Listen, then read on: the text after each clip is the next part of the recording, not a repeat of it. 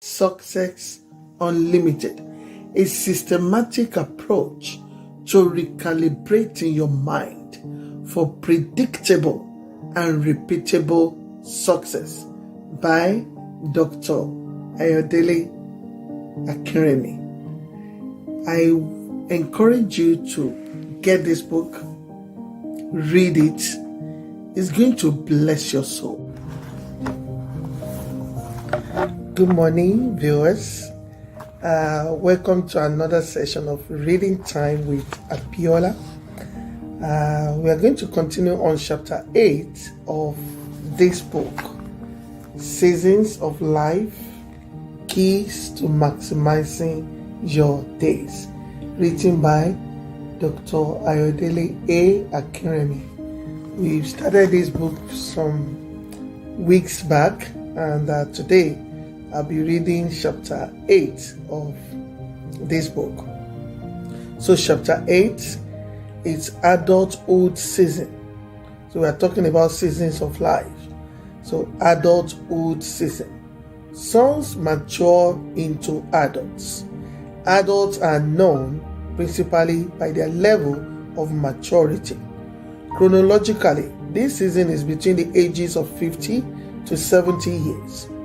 During this season, sons are transformed into leaders, having learned to follow divine command.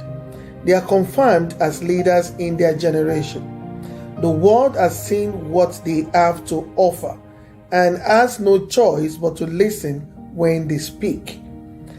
They are respected, not because of title or status, but by reason their impact and contributions. Their exploit in working with God establishes them as commanders in the affairs of men. This season separates leaders from mere men. In this season, your gift and calling has created room for you at the top. The fruits of the previous season confer on you and the privilege of authority in your field. Your exploit in the sonship season gives you the reputation of a respected leader in this phase of life. When you speak, the world listens, because you are not just a talker, but a leader with proofs. Your wealth of experience becomes an asset to your generation. This phase is a great stage in life. Your leadership is established at this stage. Your authority cannot be disputed at this stage. This season demands of you higher commitment to your generation. It is the age of leadership, mentoring, consolidation, and beautification. This season differentiates leaders from achievers. A leader is an achiever who goes the extra mile to reproduce his achievement in others, while an achiever settles down to consume his harvest without future generations in mind. This is the harvest season of life. It is the time to enjoy the fruit of your labor. What you do in this season with your harvest determines whether you become an icon for coming generations or a case study of pitfalls to avoid. This season determines how you finally end. Excuse me. It is the period you begin to set the stage for coming generations. The harvest season tells a lot about how your sowing season was spent. A lot of adults get to this phase before they realize the consequences of the negative choices they made in their youthful season. This season is either a period of great joy or a period of terrible sorrow. The responsible decisions of the youthful season and the painful push of the sonship season yields for you the harvest of a fulfilled life. This is the stage you get the report card of your youthful and sonship seasons. It is either you have passed or failed. No makeup tests. This is a period of great misery and regret for the once irresponsible youth, because he has nothing to show in the harvest. For the once diligent youth, there is great joy, because the pain is gone and the gain has finally arrived. His vision delivered. The pain is over. From his experience, he can tell his sons not to give up, because their pain will soon be over too. His sons come to respect him more for the sacrifices of previous years. The result of the harvest season cannot be denied. Leadership. Leaders are those who know the way, who have walked the way, or still walking in it, and by virtue of greatness and by virtue of their experience are able to guide others through the path to greatness and achievement. Your experiences of previous season become a public document from which rising generation draw from and chart their own course. You become a living epistle that people read and learn from. Your presence generates confidence for youths coming behind.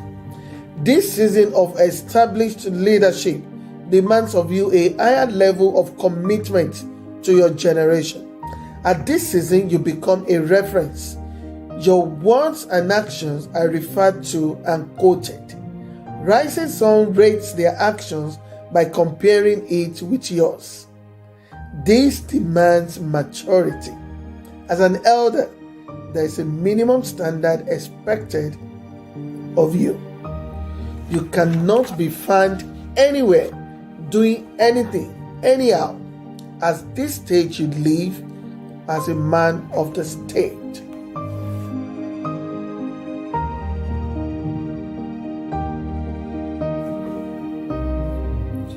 Mentorship. This phase is not only a period of leadership, but also of mentorship. People without results cannot mentor. The result of your leadership confers on you the responsibility of a mentor. You sow yourself back into emerging leaders while enjoying the fruits of your harvest. The seeds contained in your fruits are sown into the lives of your proteges. In this season, you become a failure if you fail to raise offspring and sow yourself back into them. If this occurs, it implies you go to the grave with your seeds, having enjoyed your fruits. This is what separates leaders from achievers. At the sonship season, you have pursued and possesses. You are now an achiever, but this is not the end. During this phase, you must transit from an achiever to a leader.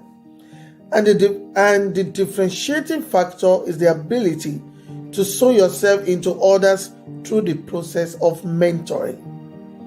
Moses was successful at leading the children of Israel through the Red Sea, through the wilderness unto Jordan, but his ultimate success as a leader was his ability to raise Joshua. What he would have done if he were privileged to see the next generation, he sowed into Joshua. His life was the pillar upon which that of his protege could rise higher than he ever did. The ultimate success of Moses' life was connected to Joshua's success. And of a truth, we can now say that Moses was truly successful, not only as a reformer, lawmaker, lawgiver, but also as a leader and a mentor. This phase is very crucial to every achiever. If your achievement is not improved upon by your proteges, your success becomes a failure by the next generation. Your success, and whatever you have built becomes a monument. This is not a good way to finish the race. Why stop here when you can go further?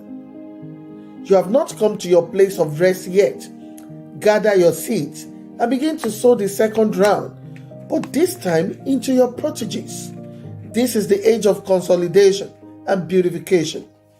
At this stage, the harvest of your life are harnessed and packaged in a manner that it continues to deliver its benefits to humanity after you are gone. This requires a higher level of wisdom. Definite changes will be required for posterity's sake. This demands thinking ahead of your generation into the next and making changes today that will make your harvest relevant tomorrow. It is crucial, it's a must. If you fail at this stage after all the sacrifices, it's a pitiful fall. Connected to the source of wisdom guarantees your success as you consolidate your life investment. At the previous season you have built, now it is the season for you to decorate that which you have built. The beauty must be preserved for the world to enjoy. In this season, greater maturity is demanded. Success has a way of making man nonchalant. This is the Titanic syndrome. It is deadly and can sinks any mighty vessel that falls its victim. This syndrome deceived with this subtle thought, I have built a reputation of success and greatness. I have finally arrived. Nothing can shake me. Nothing can sink me. This syndrome lowers the level of discipline and watchfulness that brought the achiever to his present great height. The great man begins to indulge in seemingly harmless anti-covenant practices. It may be pride or indulgence in private sins, etc. Unknown to its victim, these wholesome practices begin to create a hole in their vessel, and before he is aware, he is already at the bottom of the ocean, sunk, lost, and destroyed. Beware of Titanic syndrome. It is dangerous. It crashes destiny from great height. It is better not to rise at all than to rise and make no provision for fall proof. Job was a man with such fall proof. He made a covenant with his eyes not to look at a woman twice. Job 31 verse 1. Little wonder he emerged a high flyer at the end of his days. Despite the tribulations that confronted him, you need not fall.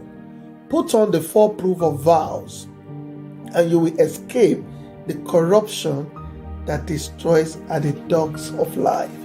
And this has brought us to the end of chapter 8 of this book, Seasons of Life, Keys to Maximizing Your Days, written by Dr. Ayo Akinremi. I believe you are blessed by this short read. See you in the next session when we read the next chapter, which is chapter 9. And if you haven't seen the other part of this read, please click on you can check the channel, Abiola Akinremi's YouTube channel. You will see from the introduction of this book till chapter 7 and up to chapter 8 that was just read to you today. So see you next time when we read chapter 9 of this book. God bless you. And if you haven't subscribed to my channel, I'm encouraging you, kindly support us by subscribing to Abiola Akinremi YouTube channel and click on the bell icon to get notified whenever we upload a new video. God bless you. Bye for now. So I'm going to pause chapter 8 at this level So on the next video upload, I'm going to upload the remaining part of chapter 8 of this book, Seasons of Life, Keys to Maximizing Your Days, written by Dr. Ayo Akinremi. God bless you. See you next session.